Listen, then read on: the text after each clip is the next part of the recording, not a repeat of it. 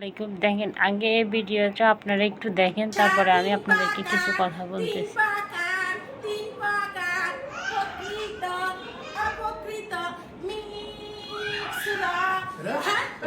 দিন দিন তোর পাগলামি বাড়ি যেতে আছে, এতে এসে ভগ্নাংশ হতে বললি রে, তুই তো একটা রেডিমেড শয়তান।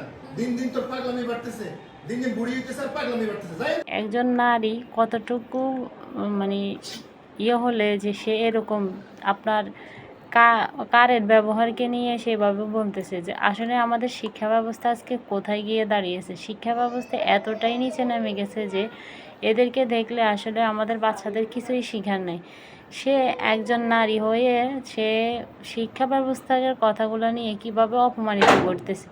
এদের মতো কিছু নারী সমাজের কারণে আজকে আমাদের নারীদেরকে বিভিন্ন জায়গায় হেনস্থার শিকার হইতেছে, বিভিন্ন জায়গায় নারীদেরকে অসম্মান করতেছে।